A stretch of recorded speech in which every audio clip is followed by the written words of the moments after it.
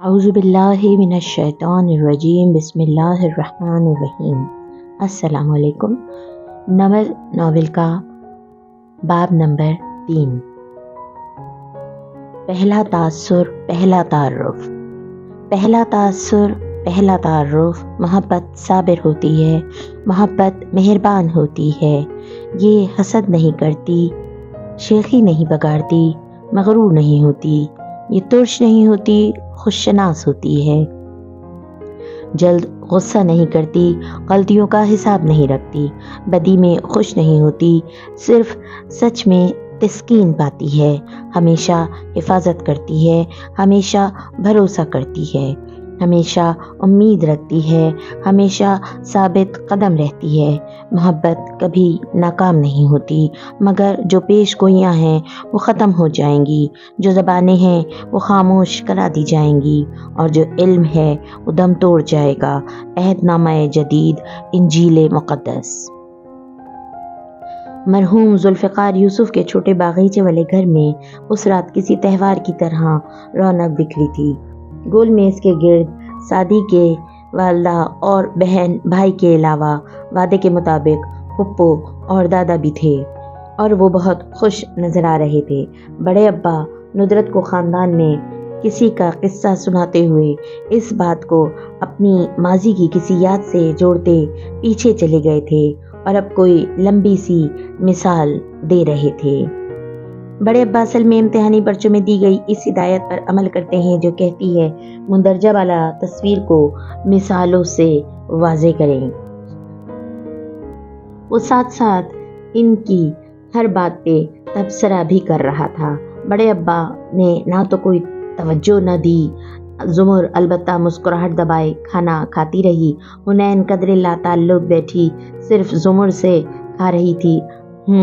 جب پتہ چلا کہ بھائی نے گردہ دیا ہے تو آ گئی، اب بھائی اچھا ہو گیا، اور سیم اپنے بھائی کے کھانے اور بولنے کے انداز کی بھرپور نقالی کی کوشش میں پرجوش سا لگ رہا تھا۔ پھپھو میں اس دفعہ سیکنڈ آیا تھا ایگزامز میں۔ مہمان کے سامنے تو وہ آواز کو اتنا معصوم اور شرمیلا بنا لیتا تھا کہ حنین نے تعجب سے گورا، مگر وہ کہے جا رہا تھا۔ اور جو لڑکا تھرڈ آیا وہ مجھ سے آگے بیٹھا تھا اور پرچی بنا کر مجھ سے پچھلے والے کو نقل کروا رہا تھا، اور میں نے اسے سیم یوسف، حنین نے اضطراب سے پہلو بدلتے ٹوکا، اگر آپ ہمیں اپنی باتوں سے کچھ دیر مستفید نہ کریں تو کتنا اچھا ہو۔ راز پرانے ہونے کے ساتھ وزنی ہو جاتے ہیں۔ اس کے کندھوں پہ دھرا بوجھ اور بھی بڑھ گیا۔ سیم نے اداسی سے منہ لٹکا لیا، پھر زمر کو دیکھا۔ وہ کھانا ختم کر چکی تھی اور باوقار انداز میں پیچھے ہو کر بیٹھی مسکرا کر اسے دیکھ رہی تھی۔ سیم کی آنکھوں میں امید جھلکی۔ پھپھو میں بولتا رہوں؟ ہاں تم بولتے رہو، زمر نے مسکرا کر سر کو خم دیا۔ وہ زیادہ پرجوش ہو کر وہی قصہ دہرانے لگا۔ حنین سر جھٹک کر پانی پینے لگی۔ اس کا انداز کھچا کھچا سا تھا، یہ زمر نے پہلے بھی محسوس کیا تھا، اور اب تو سب نہیں کیا مگر سعدی نے نظر انداز کیا، اور زمر نے ویسے بھی متحمل مزاج اور میچور تھی تو زیادہ ظاہر نہ کیا۔ اس نے یوں ظاہر کیا جیسے محسوس ہی نہ کیا ہو، اور سیم کے ماتھے کے بال نرمی سے سنوارتی مسکرا کر اس کو سننے لگی۔ سیم کو پچھلی بات بھول گئی تھی، اسے نئی فکر نے آن گھیرا تھا۔ پھپھو بھائی جب چھوٹا تھا تو کیسا تھا؟ سعدی فریج کے دروازے کو کھولے کھڑا پانی کی بوتل نکال رہا تھا۔ اس سوال پر فوراً پلٹا، سعدی جیسا کوئی نہیں ہے پھپھو کے لیے، اس نے واضح سیم کو چڑھایا۔ ہاں مگر سیم کی اپنی جگہ ہے، زمر نے سیم کا ہاتھ تھام کر کہا۔ بھائی جیسا کیوں نہیں ہے؟ اس لیے کہ سیم کی جب سعدی جتنا تم ہو اتنا تھا تو میں حنین جتنی تھی، اور ہم بہترین دوست تھے۔ ہمارا اسکول بھی ایک تھا، اور اسکول جانے سے پہلے اپنے اپنے گھر سے ہم ایک ہی کارٹون دیکھ کر نکلا کرتے تھے۔ ہمارے زمانے میں صبح 7 بجے پی ٹی وی پہ کارٹون لگا کرتے تھے۔ سعدی بوتل ہاتھ میں لیے واپس کرسی پہ آ بیٹھا۔ حنین خاموشی سے ندرت کے ساتھ برتن اٹھوانے لگی۔ کھانا کھایا جا چکا تھا اور وہ مزید زمر کے قریب نہیں بیٹھنا چاہتی تھی، اور ہمیں گیمز بھی ایک ہی طرح کے پسند تھے۔ زمر سعدی یاد کر کے مسکراتے ہوئے بتانے لگا، ہم برف پانی، اونچ نیچ، پکڑن پکڑائی، ٹیلو ایکسپریس کھیلا کرتے تھے، اور ہاں کنگ اور ڈارک روم اور کونا کونا بھی۔ اور وہ ویڈیو گیم یاد ہے بطخ والی سعدی؟ डक हंट, हम पिस्तौल से टीवी स्क्रीन पे फायर किया करते और उड़ती हुई बत्तखें गिर जाती। हुनैन ने एकदम सर उठाया, मेज साफ करके हाथ रुके। वो पिस्तौल अभी भी पड़ी है हमारे पास, बेख्तियार वो कह उठी। इस पे जुमर ने मुस्कुरा कर उसे देखा तो एकदम जल्दी जल्दी अपना काम खत्म करने लगी। और इसमें सुपर मारियो भी थी और टैंक्स वाली एक गेम भी। और आपको याद है हम घुटनों पर बैठकर मोनोपोली खेला करते थे, मगर मैं मोनोपोली में हमेशा दिवालिया हो जाता था क्योंकि फुप्पो इतनी अच्छी प्लानर थी कि सारी बेहतरीन ज़मीनें खरीद लेती और मैं ठहरा जज्बाती और नाकाम प्लान्स मेरी गोट जेल में ही फंस रहती। और शादी वो एक कार्ड गेम भी तो हम खेलते थे, रंग बिरंगे कार्ड जिन पे नंबर लिखे होते थे। जुमर ने याद करने की कोशिश की। हुनैन जो वापस आ बैठती फिर से खुद पे काबू न रख सकी, बिना सोचे समझे बोली, ओ वो ओनो हमारे पास अभी भी पड़ी है। अच्छा वाकई तुम्हें वो बहुत पसंद थी हुनैन, मुझे याद है। और तुम्हें यस्सू पंजू अक्कड़ बक्कड़ टाइप की गेम्स भी बहुत पसंद थी। जुमर अब रुख बिल्कुल हुनैन की तरफ मोड़कर बोली तो हुनैन के लबों पे एक भूली बसरी मुस्कुराहट आ ठहरी। और आपको ऐनक वाला जिन बहुत पसंद था। खैर मुझे तो नस्तूर पसंद था, और नस्तूर के बारे में मैं अपनी फीलिंग्स छुपाने की बिल्कुल कायल नहीं हूँ। हुनैन की मुस्कुराहट और भी बढ़ी। और आपको धुआं ड्रामा भी बहुत पसंद था, हमारे पास कैसेट्स थी इसकी, और आप हर दफ़ा दाऊद के मरने के सीन पे उठकर चली जाया करती थी। ओह हुनैन, मैं तो ये समझने से कासिर हूँ कि ड्रामा निगार इसी किरदार को क्यों मार देता है जिसको हम बहुत पसंद करते हैं। हुनैन ने नफ़ी में सर हिलाया। इन्हें जिस किरदार को मारना होता है वो आपको पसंद करने पे मजबूर कर देते हैं। फुप्पो मुझे भी ओनो खेलनी आती है, क्या हम खेलें? सैम से ज़्यादा देर तक नजरअंदाज होना बर्दाश्त नहीं हुआ। हुनैन चौंकी, फिर मुस्कुराहट धीमी, जरा पीछे होकर बैठी। वो किस खुशी में इतना बोले जा रही थी भला, खुद को डांटा। हाँ ओनो खेलते हैं। सादी ने उसको बगैर देखते दरमियान का रास्ता निकाला। जाओ हना, ओनो ले आओ, मगर कार्ड्स मैं शफल करूंगा, याद है पप्पो? हना अपने घुटने के नीचे ड्रॉ 4 के चारों कार्ड पहले ही छुपा लेती थी, इसलिए मैं कभी भी नहीं जीता था। मुझे आज एहसास हो रहा है कि मैं ये सारे गेम हमेशा हार जाता हूँ, इसलिए ना तुम अपनी चीटिंग करने की सलाहियतों से बाज रहना। मसनूई नाराजी से उसने हुनैन को देखते हुए कहा। मगर हुनैन जुल्फ़िकार यूसुफ खान बिल्कुल साकित रह गई। सादी को बेयकीनी से देखती उसकी निगाहें पथरा गईं, रंगत सफ़ेद पड़ी जैसे वो कोई बर्फ का मुजस्मा हो। मैं चीटिंग नहीं करती भाई, उसने इतनी बेयकीनी से उसे देखते कहा था कि सादी की मुस्कुराहट गायब हुई। हुनैन एकदम खड़ी हुई। जुमर ने भी सर उठाकर उसे देखा। मैं कार्ड्स लाती हूँ। वो मुड़ गई। सादी फौरन इसके पीछे लपका। आई एम सॉरी, मेरा ये मतलब नहीं था। वो सादी के कमरे में स्टडी टेबल के सामने खड़ी थी जब वो इसके सामने आया। हुनैन सर हिलाकर झुककर दराज खोलने लगी। मुझे पता है तुम कभी चीटिंग नहीं कर सकती, मैं सिर्फ मजाक कर रहा था। I know. इसने कार्ड्स निकाले और दराज बंद करके सीधी हुई। वो इसी तरह फिक्रमंदी से अपनी बहन को देख रहा था जिसकी रंगत हुनूस सफ़ेद थी।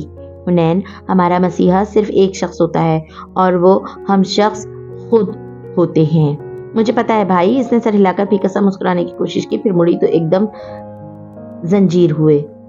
एकदम उसके कदम जंजीर हो गए।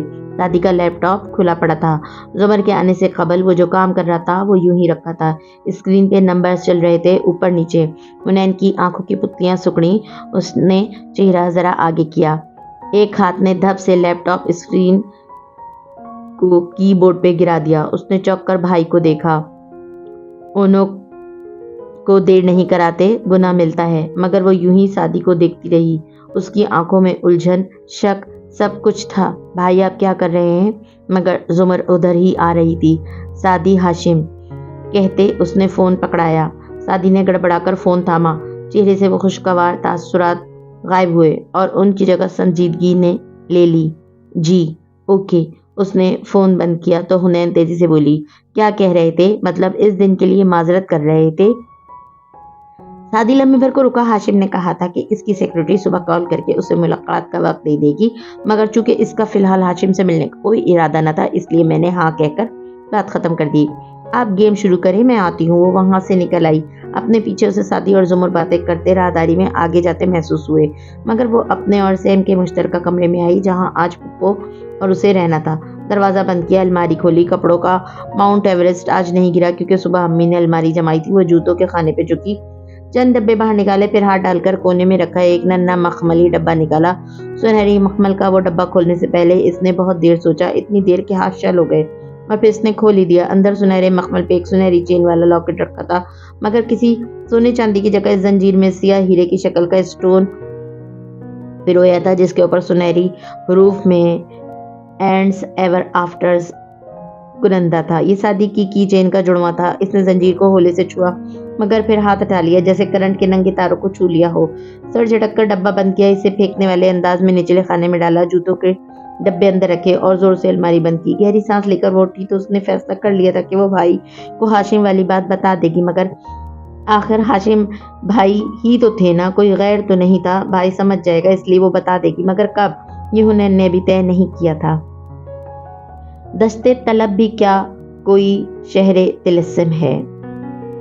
جواہرات کا اندازہ ہمیشہ کی طرح دوست تھا۔ نوشیروان دوستوں کی طرف نہیں گیا تھا، وہ اس پر رونق مارکیٹ میں آ گیا تھا جہاں رات میں بھی دن کا سما تھا۔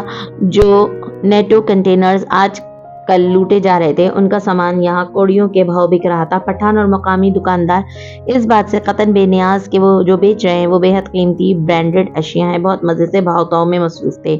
نوشیروان نے کار کہیں دور کھڑی کی تھی اور اب وہ جیبوں میں ہاتھ ڈالے فٹ پاتھ پہ چلتا ہوا آگے بڑھ رہا تھا، ساتھ ساتھ اس کی متلاشی نگاہیں آس پاس کو چہروں کو کھوج رہی تھی۔ اسی تلاش میں وہ آگے چلتا گیا۔ کافی دیر بعد ڈرائی فروٹ کے ایک سامنے سے کھلی دکان کے سامنے وہ رکا، چند ثانیے پتلیاں سکڑ کر دکاندار کو دیکھتا رہا جو صافی سے اشیاء جھاڑ رہا تھا، اور پھر آگے آیا۔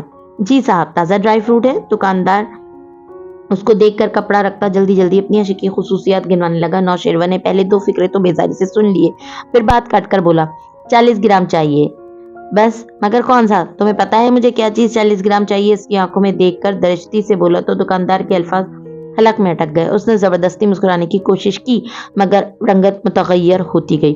صاحب، تمہیں کوئی غلط فہمی ہوئی ہے، ہم ایسے کام نہیں کرتا، میں پولیس والا نہیں ہوں، مال دو تو میں جاؤں۔ وہ بگڑے تاثرات سے بولا، صاحب میں نے بتایا نا میں، دیکھ بھائی میری ایک جیب میں پستول ہے اور دوسری میں بٹوا، میں تجھے کون سی جیب دکھاؤں جو تو میری بات سنے گا؟ کہتے ساتھ اس نے شرٹ کا کنارہ ترچھا کیا اور پہلی جیب میں اڑ سا پستول ذرا سا جھلکا۔ دکاندار نے ہاتھ اٹھا کر سر اسبات میں ہلایا، گلابی والے قائد اعظم چلیں گے، اندر اور بتاؤ کون سا چاہیے۔ نوشیروان استزائیہ مسکرایا اور اس کے پیچھے اندر چلا گیا۔ جس وقت وہ گھر واپس آیا ہاشم لاؤنج میں نیم دراز تھا، یوں کہ پاؤں میز پہ رکھے تھے اور سونیا اس کے سینے پہ سر رکھے ترچھی لیٹی ہاتھ میں آئی پیڈ پکڑے گیم کھیل رہی تھی۔ وہ ایک ہاتھ سے سونیا کے نرم سیاہ بال سہلاتا، دوسرے میں پکڑے مگ سے گھونٹ بھرتے ٹی وی دیکھ رہا تھا۔ بابا میرا گیم دیکھے نا، وہ خفا خفا سی بولی۔ ہاشم نے ایک نظر اسکرین پہ ڈالی، اتنی دیر سے تو ان لمبی ناکوں والے پرندوں کو دیکھ رہا ہوں، اب تو مجھے ان کی شکل بھی یاد ہو گئی۔ مسکراہٹ دبا کر کہتا وہ پھر سے ٹی وی دیکھنے لگا۔ آپ کو میرا کوئی گیم سمجھ میں نہیں آتا، وہ مسلسل اسکرین پہ انگلیاں چلاتی کہہ رہی تھی۔ میں اس طرح کے گیم نہیں کھیلا کرتا سونی، اور جو میں کھیلتا ہوں میں ہمیشہ جیتتا ہوں۔ شیرو میرے ساتھ سب گیم کھیلتا ہے۔ ہاں شیرو، اور تمہاری عمر میں زیادہ فرق ہے بھی نہیں۔ ہاشم نے ٹی وی کو ہی دیکھتے جھک کر اس کے بال چوبے۔ کیا سونی کو پتا ہے وہ ماما کے ساتھ چھٹیوں پہ نہیں جا رہی؟ وہ گیم میں مصروف تھی۔ گڈ، میرے ایک دو کام ختم ہو جائیں پھر بابا اور سونی چھٹیوں پہ جائیں گے، ٹھیک؟ اور شیرو بھی جائے گا، اور ماما بھی، اور ممی بھی۔ مما کے علاوہ سب جائیں گے، ماما کے ساتھ سونیا سردیوں میں چلی جائے گی۔ اوکے، اس نے سر ہلا دیا۔ گیم مشکل ہوتا جا رہا تھا۔ تبھی ہاشم کی نگاہ اندر آتے شیرو پہ پڑی جو نگاہ ملائے بغیر سیڑھیوں کی طرف بڑھ رہا تھا۔ ہاشم نے اسے پکارا، ہو سکتا ہے کل شادی آئے، میں چاہوں گا کہ تم میرے ساتھ ہو تب۔ نوشیروان پہلے زینے پہ رکا، مڑا نہیں، آہستہ سے کہا، اوکے۔ کیسا ہے سرمن؟ اور اس کے بھائی کے کیس کا کیا بنا؟ بغور اسے دیکھتے ہوئے مگ سے گھونٹ بھرا۔ اسے بھی جواہرات کی طرح یقین تھا کہ شیرو دوست کے پاس نہیں گیا تھا۔ پتہ نہیں، میں نے پوچھا نہیں۔ وہ نگاہ ملائے بغیر سیڑھیاں چڑھتا گیا۔ ہاشم نے بھی بحث نہیں کی۔ اندر آ کر اس نے دروازہ لاک کیا اور اسٹڈی ٹیبل تک آیا۔ جیب سے پیکٹ نکال کر میز پہ رکھا، اس میں عجیب سے ننھے ننھے ٹکڑے ایک کرسی کھینچ کر بیٹھتے اس نے دراز سے خالی سگریٹ نکالا، اس میں پیکٹ بھی رکھی، منشیات مسل کر بھرنے لگا۔ یہ کرتے ہوئے اس کے ہاتھ میں ذرا سی لرزش تھی، پیشانی پہ پسینہ بھی تھا۔ لائٹر جلا کر سگریٹ کے کنارے کو سلگایا اور دوسرا کنارہ لبوں سے لگایا، سانس اندر کھینچی، آنکھیں بند کی، کڑوا مادہ اندر اترتا گیا، سانس باہر خارج کی تو دھوئیں کے مرغولے ہر طرف بکھر گئے۔ اس کا دماغ ہلکا ہوتا گیا، ہر شے سے ہلکا، ہوا سے بھی ہلکا۔ ناشتے کے بعد تیاری کی افراتفری پورے گھر میں پھیلی تھی۔ سیم بھاگ بھاگ کر اسکول کے لیے تیار ہو رہا تھا، سعدی آفس اور زمر کورٹ کے لیے۔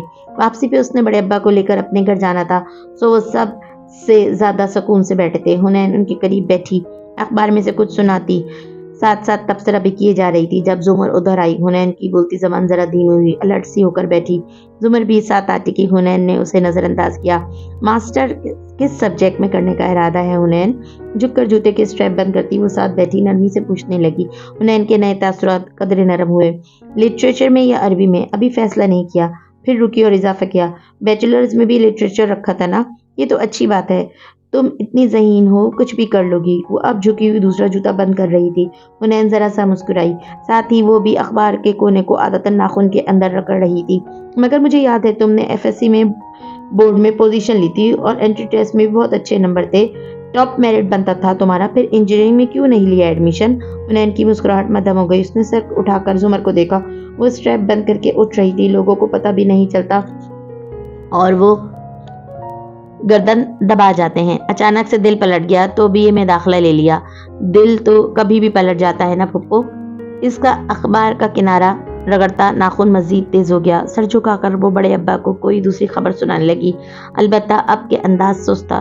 زمر نے جاتے جاتے مڑ کر اسے دیکھا۔ یہ آخری فقرہ کہتے اس کی آواز میں نہ طنز تھا نہ تلخی، بس عجیب سی اداسی تھی۔ وہ راہداری سے گزر کر سعدی کے کمرے کے دروازے تک آئی تو وہ آئینے کے سامنے کھڑا نظر آ رہا تھا۔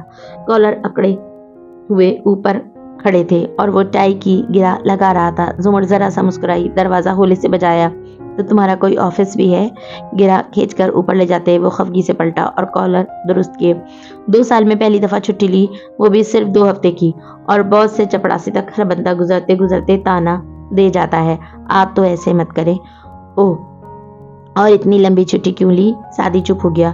جج پہ آخری دنوں میں پریشر ڈالنا تھا، ماموں کو نکلوانا تھا، ہاشم بھائی کا لیپ ٹاپ ہیک کرنا تھا، جس کا موقع آپ کے توسط سے مل گیا، اور اب ان فائلز کو کھولنا ہے، مگر چھٹی ختم۔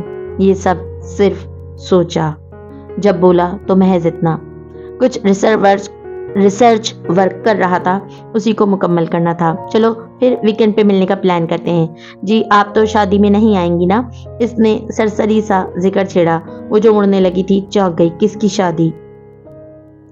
اب پورا رشتہ معلوم نہیں، مگر جس لڑکی کی شادی ہے وہ ہمارا بھی رشتہ دار ہے، اور اس حماد کا بھی۔ حماد اور کرن اس لیے تو آئے ہوئے ہیں آسٹریلیا سے، وہ بھی ہوں گے شادی پہ، اور کرن کاردار خاندان کو بالخصوص بلوائے گی، وہ سب بھی ہوں گے۔ سو ادھر آپ حماد کا سامنا نہیں کر سکے گی، مجھے پتا ہے، اس لیے آپ کا کارڈ ادھر آیا تو میں نے امی سے کہا کہ پھپھو کو نہ بھیجیں، وہ نہیں آئیں گی۔ زمر کے لب بھیجے اور آنکھوں کی پتلیاں سکڑیں، سینے پہ بازو لپیٹ کر اسے تندی سے دیکھا۔ اور تمہیں کیوں لگا کہ میں اس کا سامنا نہیں کر سکتی؟ آپ نہیں کر سکتی، تبھی تو خاندان میں کسی تقریب پہ نہیں جاتی۔ خیر آپ نے نہیں جانا تو کوئی بات نہیں، میں سمجھ سکتا ہوں، بہت سمجھداری سے اس نے کہا۔ میں اس لیے نہیں جاتی کیونکہ وقت نہیں ملتا، اور ویکینڈ پہ وقت ہوگا پھر؟ وہ تیزی سے بولا۔ زمر نے بے دہانی سے ہاں کہا تو اس نے تیزی سے پوچھا، مطلب آپ چلیں گی؟ میں دیکھوں گی، وہ رک کر بولی، پھر گھڑی دیکھی، اسے اب چلنا تھا۔ وہ نکلی تو سعدی مکمل تیار ہو کر نکرا سا باہر نکلا۔ لاؤنج میں بس بڑے ابا تھے۔ حنین سوچنے لگی، انہوں نے اسے سوالیہ نظروں سے دیکھا۔ وہ تقریب پہ جانے کے لیے مان گئی۔ بالکل، مسکرا کر کہتے اس نے چائے کا کپ اٹھایا اور سامنے بیٹھا بڑے ابا نے تعجب سے اسے دیکھا۔ تم نے کیسے راضی کیا اسے؟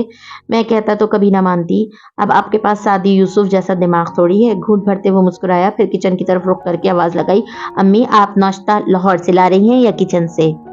کچن سے، میں نے جوتا پھینکا ہے تمہارے قد کا لحاظ کیے بغیر، وہ ٹرے اٹھائے مصنوعی خفگی سے بولتی آ رہی تھی۔ सादी ने अफसोस से दादा को देखा।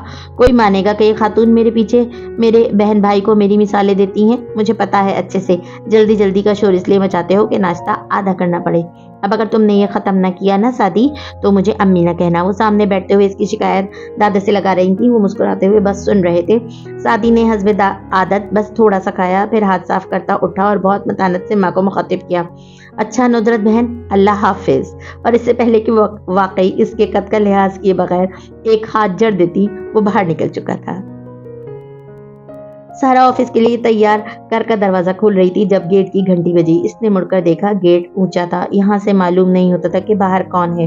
वो चाबी दरवाजे में छोड़कर बैग कार की छत पे रखकर गेट तक आई और उसे खोला। आधा दरवाजा खुलते ही हाथ छटक कर रह गए। बाहर फारिस खड़ा था, टी शर्ट जीन्स, छोटे कटे बाल, संजीदा गहरी नजरें और सपाट चेहरा। सारा ने बाकी दरवाजा सुस्त रवि से खोला। फारिस कोई नादीदा लटकान के पीछे उड़सती वो एक तरफ हटी।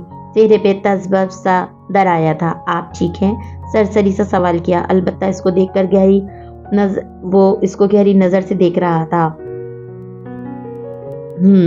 वो जरा सा सर हिलाकर मजीद एक जानिब हुई। मेरा इतनी सुबह आना अच्छा नहीं लगा आपको? इसकी हिचकिचाहट के बाइस वो जरा सर्द सा बोला। सारा के चेहरे पे शर्मिंदगी उभरी। ऐसा नहीं है, आओ, बच्चियों से मिलने आया था मैं। वो वहीं खड़ा रहा। सारा भी उधर ही खड़ी रही, मगर इससे निगाह नहीं मिलाई। वो स्कूल के लिए तैयार हो रही हैं, बस हम निकलने ही वाले थे। साथ ही इसने घड़ी देखी, जैसे जल्दी में हो, यानी किसी और वक्त आऊं। इसके चेहरे पे बदलते रंग बगौर देखते वो खुश अंदाज में कह रहा था। सारा ने इस्तराब से चेहरा उठाकर उसे देखा। तुम आ सकते हो फारिस, मगर ज्यादा नहीं। वो इसके तासरात पढ़ रहा था। तो आपके ख्याल में वारिस को मैंने कत्ल किया था? ऐसा नहीं है, मुझे यकीन है तुम्हें फंसाया गया था। यकीनन तुम्हारे दुश्मन बहुत होंगे और मेरा इधर आना आपके खानदान के लिए खतरे का बायस बन सकता है। मैं समझ गया, आइंदा दूर रहूंगा। सिर हिलाकर वो यूं कह रहा था जैसे वाकई समझ गया हो। सारा ने दुख से उसे देखा। फारिस, आई एम सॉरी, मगर मैं पहले ही बहुत मुश्किल जिंदगी गुजार रही हूँ। मेरे पास मेरी बेटियों के अलावा कोई नहीं है। मैं इनको किसी भी खतरे में नहीं डाल सकती। तुम प्लीज मुझे गलत मत लेना। कहा ना, समझ गया। अब मिल लूं या जाऊं? नहीं, आओ प्लीज। वो अब के वाकई पीछे हटी और अंदर की तरफ बढ़ी। वो चंद लम्हे जब से उसे आगे जाते देखते रहा, फिर सर झटक कर पीछे हो लिया। फारिस सीन। हर हकीकत फरेब लगती है जब कोई एतबार खो बैठे। स्टडी रूम में खामोशी फैली थी। नौशेरवा भी इसी खामोशी का हिस्सा बना, लबों पे मुट्ठी रखे मेज के उस तरफ बैठे हाशिम को देख रहा था, जो बहुत इन्हमाक से फाइल के सफ़े को पढ़ रहा था। उसे आज ऑफिस देर से जाना था, इसलिए वो रात वाले लिबास में था। तीसरी दफ़ा पूछ रहा हूँ, शादी कब आएगा? वो अब बेजार होने लगा तो मुकद्दस खामोशी को तोड़ा। हाशिम ने सफ़ा पलटा, फिर निगाह उठाकर उसे देखा। क्या इसके इंतज़ार में तुम तमाम रात नहीं सोए? इसने शेरू की हल्की गुलाबी आंखों को देखकर कहा था। शेरू का ऊपर का सांस ऊपर और नीचे का नीचे रह गया। रंगत जरा फीकी हुई। सोया था, मगर बहुत देर से। इसने गड़बड़ा कर कहा, फिर बगौर हाशिम के तासुरात देखे वो फिर से फाइल में मसरूफ हो गया था। लाख शातिर सही, इतनी जल्दी हाशिम को शक नहीं हो सकता था कि वो फिर से डर गज पे आ गया है। मोबाइल बजा। हाशिम ने उंगली से बटन दबाया और बोलो कहते हुए फाइल का दूसरा सफ़ा पलटा। इसके पास इतनी फुर्सत भी न थी कि मोबाइल कान से लगाता। उसकी सेक्रेटरी की आवाज़ गूंजी, सर मैंने सादी यूसुफ को कॉल की थी। वो रुक गई। हाशिम ने पेन से सफ़े में कुछ अंडरलाइन किया। हलीमा, मैं अगले कितने मिनट तुम्हारे बोलने का इंतज़ार करूं? सॉरी सर, उन्होंने कहा कि वो मसरूफ़ हैं, उनको अपना शेड्यूल देखना पड़ेगा। आज तो नामुमकिन है, अगले हफ्ते मैं उनको दोबारा कॉल करके पूछूं। अगर वो रुकी, मगर फिर जल्दी से बोली, अगर हाशिम भाई को मुझसे मिलने का इतना ही शौक है तो। ओके। हाशिम ने बटन ऑफ किया और सफ़े पे 2 अल्फाज के गिर दायरा लगाया। वकालत। सारा अल्फाज का खेल ही था। शेरू के माथे पे बल पड़ गए थे। एटीट्यूड देखा आपने इसका? बदतमीज इंसान, खुद को समझता क्या है? हाशिम ने थकावट से सरनफी में हिलाकर शेरू को देखा। तुम कब बेनसतूर बातें पढ़ना सीखोगे नौशेरवा? वो जो बेफरा हुआ आगे होकर बैठा कुछ और भी कहना चाहता था, हैरत से रुका। उसकी इस बात का और क्या मतलब? क्या तुम सादी को नहीं जानते? वो बदतमीजी नहीं कर रहा, वो मुझसे मुलाकात को टाल रहा है। मगर वो क्यों टालेगा? जब इसको कोई मतफन सबूत मिलेगा तो वो सबसे पहले मेरे पास आएगा। साफ बात है, इससे मेरी फाइल्स नहीं खुली, बगैर सबूत के वो मेरा सामना नहीं करना चाहेगा और फाइल्स को खोलने के लिए उसे वक्त चाहिए, और अगर उसने फाइल्स खोल ली नहीं खुलेंगी। हाशिम ने इत्मीनान से कहते हुए वो फाइल स्टैंड पे रख के पलंदे पे डाली और लैपटॉप अपने करीब किया। सादी कभी भी कंप्यूटर्स के साथ अच्छा नहीं था। मेरे कंप्यूटर की हार्ड ड्राइव को वो अपनी किस डिवाइस से रिमोटली एक्सेस तो कर सकता है, मगर फाइल्स पे लगे ताले खोलने के लिए वो ऐसे प्रोग्राम इस्तेमाल करेगा जो ताला तोड़ नहीं सकते। मगर इसमें बारी बारी हजारों चाबियां लगाकर देखते हैं कि शायद कोई चाबी लग जाए, और जब आधे सफर में भी ताला नहीं खुलता तो फ्रस्ट्रेशन का शिकार शख्स जोर जोर से चाबी घुमाता है। और उसके बाद पता है क्या होता है शेरू? वो हल्का सा मुस्कुराया। गलत चाबी ताले में टूट जाती है और टूटी चाबी वाला लॉक फिर सही से चाबी खुलने के काबिल भी नहीं रहता। और अगर तुम्हारी गुलिस्तान शादी खत्म हो चुकी है तो मैं काम कर लूं? शेरू माथे पे बल लिए उठा, मेज पे धरा अपना मोबाइल भी उठाया। उधर से उसने अपने मोबाइल को देखा, उधर हाशिम ने उसकी निगाहों को। फिर हाशिम ने संजीदगी से हाथ बढ़ाया। फोन दो। शेरू ना समझी से फोन उसे पकड़ाया। हाशिम ने स्क्रीन को चंद दफा दबाया। शादी का नंबर है। स्क्रीन शेरू को दिखाई और फोन फिर अपने सामने कर लिया, और ये हो गया शादी का नंबर डिलीट। दोबारा स्क्रीन लहराई। नौशेरवा का मुंह खुल गया। भाई, मगर तुम मेरी स्टडी से निकलकर इसे कॉल करने और उस पर गुस्सा करने का सोच रहे थे ना? बिल्कुल भी इनकार मत करना, और मुझे मालूम है तुम इसका नंबर कहीं से भी दोबारा ले सकते हो, मगर मैं तुम्हें बताने की कोशिश कर रहा हूँ कि अगर तुमने शादी को छेड़कर मेरे लिए कोई मुसीबत खड़ी की तो मैं तुम्हारे साथ कितनी सख्ती से पेश आ सकता हूँ। इसका फोन अपनी दराज में डालते हुए वो कतईयत से कह रहा था। शेरू ने खफगी से उसे देखा, फिर ओके कहकर मुड़ गया। और नाश्ते के लिए जाते हुए फियोना से कह देना कि आज के सारे खाने तुम्हें तुम्हारे कमरे में पहुंचाए, क्योंकि आज के दिन तुम घर से बाहर नहीं निकलोगे। वो कोई दूसरी किताब खोलते हुए कह रहा था। शेरू हक्का बक्का सा पलटा। मैं 25 साल का हूँ भाई, इसने एहतजाजन दबा दबा सका, और मैं 37 का। क्या मुझे दोबारा दोहराने की जरूरत है कि तुम आज के लिए ग्राउंडेड हो? अबरू उठाकर एक सख्त निगाह उस पर डालते हाशिम ने पूछा। शेरू के एहसास ढीले पड़ गए। सॉरी भाई, मैं इसे अप्रोच नहीं करूंगा, और मैं इस बात पे कल सुबह यकीन करूंगा। फियोना से कहो मेरा नाश्ता यहीं पहुंचा दे, मैं ऑफिस देर से जाऊंगा। शेरू ने मुंह बनाकर दरवाजा खोला और बाहर निकल गया। उसके निकलते ही हाशिम ने बंद दरवाजे को देखा और हल्का सा मुस्कुराकर सर झटका। ये कब बड़ा होगा? वापस किताब की तरफ मुतवज्जा होते हुए लम्बे भर को रुका, चेहरा उठाकर इधर उधर देखा। स्टडी के रैक्स, किताबें, लैंप्स, एक अजीब से नोस्टैल्जिया ने हाशिम को अपनी गिरफ्त में ले लिया। किताब परे करके इसने पीछे देख लगाई और कलम हाथों में घुमाते इन दरो दीवार को देखने लगा। इसकी आंखों में गहरी सोच थी। फिर इसने अपना मोबाइल निकाला और जैसे रेत में दबा कोई गुश्ता संदूक ढूंढ रहा हो, शादी का नंबर तलाश किया। फोन कान से लगाकर वो घंटी जाते सुनता रहा। जी हाशिम भाई, वो आज भी इसकी कॉल रिजेक्ट नहीं कर सकता था। हाशिम के लबों पे मुस्कुराहट दर आई। तुमने आने से इनकार क्यों कर दिया? वो दोस्ताना अंदाज में पूछ रहा था। वो चंद लम्हे खामोश रहा। आज ऑफिस दोबारा स्टार्ट किया है तो अभी निकलना मुश्किल होगा। तुम चाहो तो मैं तुम्हारे ऑफिस आ जाता हूँ। वो नरमी से बोला। आप मुझसे क्यों मिलना चाहते हैं हाशिम भाई? क्योंकि मुझे लगता है तुम बदल गए हो, वक्त बदल गया है। वो मोहताज सा सवाल बोल रहा था। हाशिम ने 2 उंगलियों से आंखें मसली, नाक की हड्डी को चुटकी में लिया, फिर गहरी सांस ली। वक्त भी वही है, मैं भी वही हूँ, और तुम भी। शायद हमारे दरमियान कोई गलतफहमी आ गई है, मैं वो दूर करना चाहता हूँ। मुझे कोई गलतफहमी नहीं है।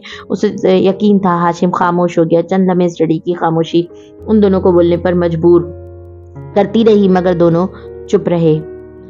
शादी, क्या हम वापस जा सकते हैं अच्छे वक्तों में वापस, जब हमारे दरमियान ये जूम आईने बातें नहीं हुआ करती थी? तुम रात के 1 बजे भी मेरी एक कॉल पे चले आते थे। जब तुम मुझे हाशिम भाई कहा करते थे तो दिल से कहते थे क्या कोई रास्ता बचा है शादी? शायद नहीं। हाशिम ने मोबाइल बंद करके मेज पे डाल दिया। स्टडी के इधर दीवार फिर से बोलने लगे। इसकी समातों में अच्छे वक्तों की बाज़गश्त सुनाई देने लगी। बमुश्किल इन सबको जहन से झटकता हाशिम सीधा हुआ और किताब फिर से खोल ली। दूसरी तरफ अपने ऑफिस में लैपटॉप के सामने सोच में गुम बैठा सादी अभी तक मोबाइल को तक रहा था। फिर वो भी हर चीज को जहन से झटकता सीधा हुआ और लैपटॉप करीब किया, गर्दन ऊंची करके आगे पीछे का जायजा भी लिया और फिर अपने प्रोग्राम देखा जो अभी तक चल रहा था। नाकामी दर नाकामी, उसे शदीद फ्रस्ट्रेशन हुई। मुख्तलिफ से अंदाज में चंद एक केस दबाई। प्रोग्राम से एक साथ 2-3 काम करवाने की कोशिश की और स्क्रीन पे चलता बुझता निशान जगमगाने लगा। इसने दोबारा छेड़छाड़ की। वो कीज दबा रहा था और फिर प्रोग्राम करप्ट हो गया। पार्टी की सारी मेहनत ज़ाया चली गई। चाबी लॉक में टूट गई, सब बर्बाद हो गया, फाइल्स डैमेज हो गई और अब कोई भी चीज़ उनको रिकवर नहीं कर सकती थी। उसने सर दोनों हाथों में थाम लिया। वो वाकई कंप्यूटर के साथ अच्छा न था और वो बगैर सबूत के किसी से मदद भी नहीं मांग सकता था। अब वो क्या करे? इसने सर उठाकर अपने ऑफिस को अजनबी नज़रों से फीकी पड़ती रंगत के साथ देखा। दोबारा से हाशिम का कंप्यूटर, नामुमकिन। अब तो हाशिम उसको अपने करीब भी न फटकने दे। और एक वक्त था जब इसने याद करने की कोशिश की। अच्छे वक्तों की सारी कहानियां फिजा में आज भी अनमिट रोशनाई से लिखी थी। 7 साल पहले इशरत रफ्ता को आवाज दिया करती हैं हर नए लम्हे की दहलीज पे जाकर यादें। कॉन्ट्रैक्ट लॉ की क्लास में मखसूस खामोशी थी। बाहर उतरती शाम की सरसराहटों में अंदर कागज कलम घसीटने की आवाज मदखम हो रही थी। तमाम तुलबा गौर से सुनते या सुनने की अदाकारी करते।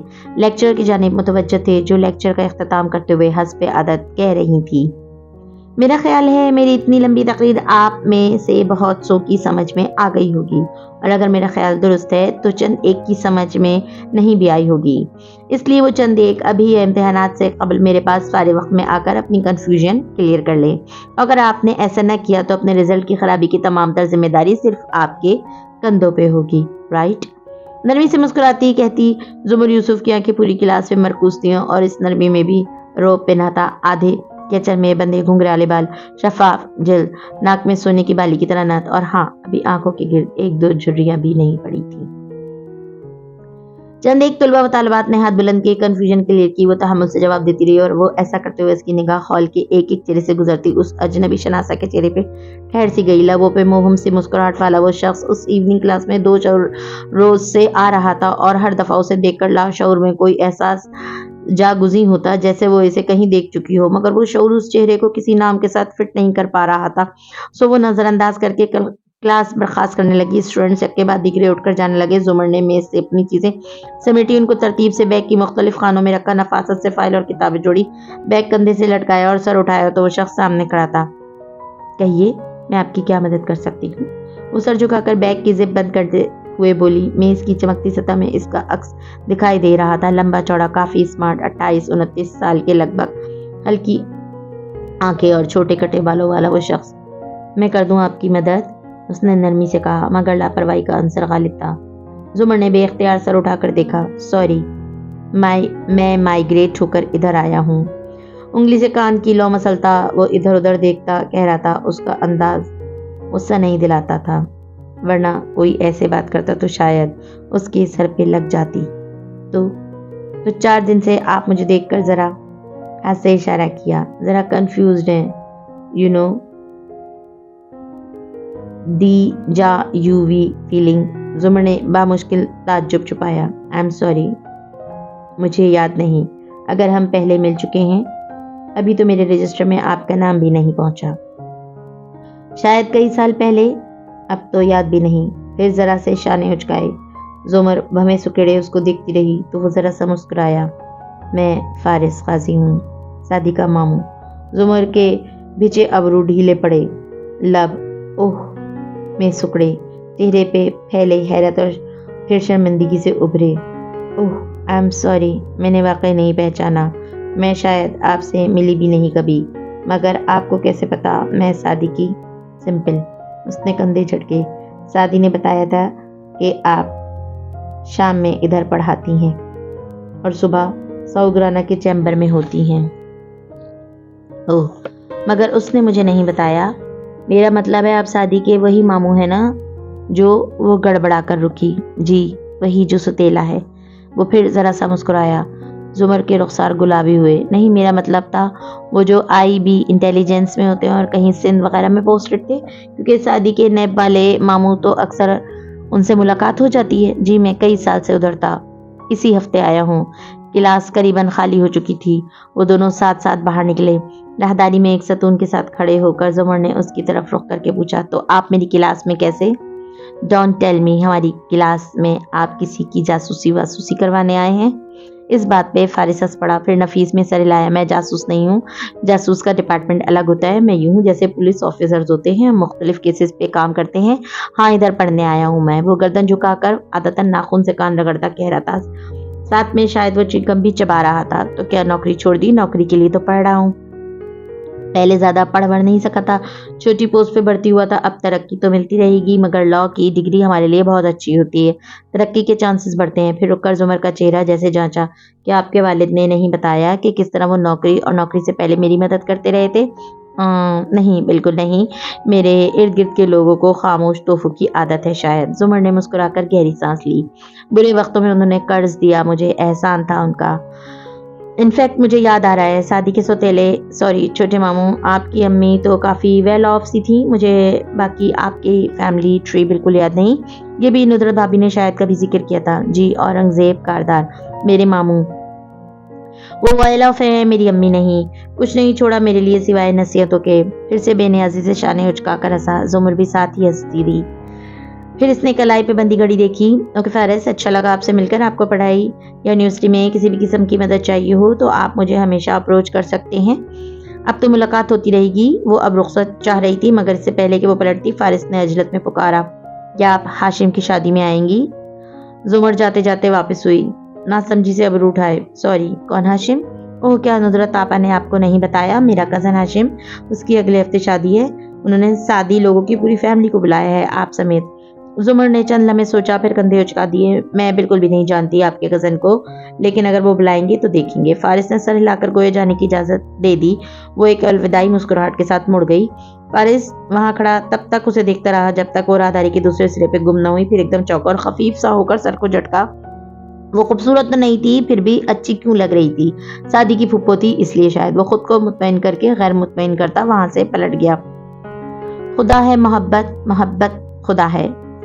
مرحوم ذوالفقار یوسف کے گھر میں باتوں کا شور، ٹی وی کی آواز اور رات کے کھانے کی مہک ہر سو پھیلی تھی۔ لاؤنج کے 3 سیٹر صوفے کے کنارے پہ بیٹھی زمر دوسرے سرے پہ موجود ندرت سے کہہ رہی تھی، آپ مجھے بتا ہی دیتی کہ آپ کا بھائی آ رہا ہے، میں مائیگریشن اور دوسرے کاغذی معاملات میں اس کی مدد ہی کر دیتی۔ بہت مشکل ہوئی ہوگی اسے تو، بس اس کی اچانک پوسٹنگ ہوئی، ادھر آیا اور گھر کھولا، وہیں اپنے اورنگزیب ماموں کی انیکسی میں رہتا ہے، وہ اس کی ماں کے حصے میں تھی نا، آپ ذکر ہی کر دیتی، اور تم تو ادھر آؤ ذرا، میرا سارا بایو ڈیٹا اپنے ماموں کو دے دیا اور مجھے آگاہ بھی نہیں کیا، کتنی شرمندگی ہوتی مجھے اگر میں اس کو ڈانٹ دیتی۔ کمرے سے نکلتے سادی کو خفگی سے پکارا، وہ سیب کھا رہا تھا، کھاتے کھاتے کندھے ذرا سے اچکائے اور مسکراتا ہوا سامنے کشن پہ آ بیٹھا، سوری میں بھول گیا، اور ہاں اس نے کسی کزن کی شادی کا بھی ذکر کیا تھا۔ زمر نے یاد کرتے ہوئے ندرت کو دیکھا، انہوں نے سر ہلایا، ہاں ہاشم کی شادی ہے اگلے ہفتے۔ کون ہاشم؟ سادی نے سیب پہ دانت گاڑتے رک کر پوچھا، فارس کے ماموں کا بڑا بیٹا۔ تم لوگ نہیں جانتے، میں نے بھی عرصہ پہلے دیکھا ہے، اصل میں زمر فارس ادھر ہوتا جو نہیں تھا تو اس سے جڑے بہت سے لوگوں سے بچوں کا تعارف نہیں ہے، خیر اب تو وہ آ گیا ہے تو اس کی وجہ سے وہ ہمیں بھی بلائے گا۔ ندرت بات کرتے ہوئے مسلسل 6 سالہ سیم کے ہاتھ پکڑ پکڑ کر اس کو میز کی چیزیں اٹھانے سے روک رہی تھی اور وہ عادتاً ہر شے اٹھا کر پھینکنا چاہتا تھا۔ اس پہ نظر رکھو، میں ذرا روٹی اتار لوں، کھانا کھا کر جانا زمر۔ سادی اور اسے ایک ساتھ مخاطب کرتے وہ اٹھی تو زمر نے کلائی پہ بندی گھڑی دیکھی، اوہو امی منتظر ہوں گی، دیر ہو جائے گی، ویسے پکا کیا ہے؟ مٹر قیمہ۔ ندرت بھی مسکرائی اور سادی بھی۔ اب پڑ گئی نا پھپھو سوچ میں؟ سوچنے والی بات ہی نہیں ہے، مجھے جلدی جانا ہے تو یہاں کھا نہیں سکتی مگر پیک تو کروا سکتی ہوں۔ ندرت مسکراتے ہوئے کچن کی طرف چلی گئی تو وہ سادی کی طرف متوجہ ہوئی، اسکالرشپ کے لیے ناموں کا اعلان ہو گیا؟ مگر اسی ہفتے ہونا ہے۔ پھر وہ ذرا مایوس ہوا، مجھے نہیں لگتا مجھے اسکالرشپ ملے گی، میں تو نارمل سا اسٹوڈنٹ ہوں، مجھ سے بہتر امیدوار ہوں گے وہاں، مگر مجھے یقین ہے کہ تمہیں اسکالرشپ مل جائے گی۔ سادی کا چہرہ امید سے چمکا، اچھا آپ کو کیسے یقین؟ یہ یقین ہے، ریاضی کا سوال نہیں جو اس کی کوئی لاجک ہو، بس ہے تو ہے۔ اس نے ذرا سے کندھے اچکائے، چلیں سب نام لکھوائیں، ہم پارٹی کر رہے ہیں۔ اندر سے 13 سالہ حنین بولتی ہوئی آئی، اس کے ماتھے پہ کٹے ہوئے بال گرے تھے، ناک پہ چشمہ تھا اور لبوں پہ شرمگی مسکراہٹ جو صرف زمر کو دیکھ کر آتی تھی۔ زمر ابھی اسے دیکھ کر مسکرائی۔ حنین نے ایک فہرست سامنے رکھی اور ہاتھ میں پین پکڑے بہت سمجھداری سے اعلان کیا، سوموار کی شام ہم پارٹی کریں گے، میں دہی بھلے بناؤں گی اور سیم تم برگرز لاؤ گے۔ تحکم سے سیم سے کہا، وہ جلدی جلدی سر اس بات میں ہلانے لگا، سیم کی چیزیں ہمیشہ امی لاتی تھیں، اور پھپھو آپ؟ زمر کو دیکھ کر پوچھتے اس کی آنکھوں میں وہی شرمگی مسکان پھر سے جھلملانے لگی، میں لازانیہ لاؤں گی، اور امی آپ؟ حنین نے زور سے آواز دی۔ کچن سے آواز واپس آئی، میں فروٹ چاٹ لاؤں گی۔ اب سب نے سوالی نظروں سے سعدی کو دیکھا تو وہ ایک گال کھجاتا ہوا بولا، میں برتن لاؤں گا۔ حنین نے بھویں ناراضی سے بیچی، فوراً پھپھو کو پکارا، پھپھو بھائی کو کہیں کہ یہ سموسے لائیں گے۔ اتنا کچھ تو ہے، پہلے تم وہ تو کھاؤ کٹو، کوئی بہانہ نہیں، سعدی تم سموسے لاؤ گے۔ زمر نے مسکراہٹ دبا کر اسے تنبیہ کی، وہ منہ میں کچھ بڑبڑا کر سر جھٹک کر رہ گیا۔ حنین کے ناراض تاثرات نارمل ہوئے، اس نے بڑے جوش سے سعدی کا نام لسٹ پہ لکھ لیا، پھر باری باری سب سے سائن کروائے۔ تب ہی امی نے پکارا تو وہ پھپھو کا باکس لینے کچن میں بھاگی۔ زمر نے پانی مانگا تو سعدی بھی پیچھے ہی گیا۔ زمر نے پرس سے سن گلاسز نکالے اور آہستہ سے صوفے کے نیچے کارپٹ پہ رکھ دیے، پھر سیدھی ہو کر بیٹھ گئی۔ ندرت ڈبہ لے آئیں تو وہ سب اسے چھوڑنے دروازے تک آئے۔ حنین فوراً واپس آ کر لاؤنج کی کھڑکی کا پردہ ہٹا کر دیکھنے لگی۔ زمر اور سعدی کار کے پاس کھڑے تھے۔ زمر اندر بیٹھنے لگی، پھر کسی احساس کے تحت بیگ کھولا، ادھر ادھر دیکھا۔ حنین چوکی، پھر فوراً صوفے تک آئی، چیزیں ادھر ادھر کیں، اوپر نیچے دیکھا، گلاسز نیچے گرے پڑے تھے۔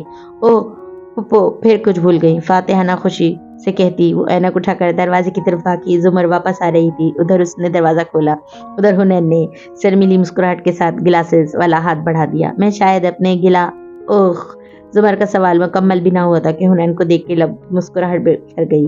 اس نے اینک پکڑی اور ہولے سے حنا کا گال تھپ تھپایا۔ میری زندگی میں ہونے کے لیے شکریہ حنا۔ اب کہ وہ گئیں تو حنین واپس صوفے پہ آ بیٹھی۔ اسے دوبارہ کھڑکی میں نہیں کھڑے ہونا تھا کیونکہ زمر بھول صرف ایک دفعہ کرتی تھی، حنین امید صرف ایک دفعہ لگاتی تھی۔ اس نے میز سے لسٹ اٹھائی تو فوراً سے مسکراہٹ اڑن شروع ہوئی۔ وہاں سعدی کے نام کے آگے لکھا سموسے کاٹ کر برتن لکھا تھا اور بھائی خود غائب تھا۔ حنین غصے سے چلانے کے لیے منہ کھول رہی تھی مگر پھر خود ہی ہنس پڑی اور وہ برتن کو دوبارہ سموسے کر کے لاؤنج کے کونے میں رکھی کمپیوٹر ٹیبل پہ آ گئی۔ ادھر اس نے کمپیوٹر آن کیا، ادھر سیم ساتھ والی کرسی پہ آ بیٹھا۔ وہ گیم کھیلے گی تو وہ دیکھے گا، یہی دستور تھا، یہی معمول تھا۔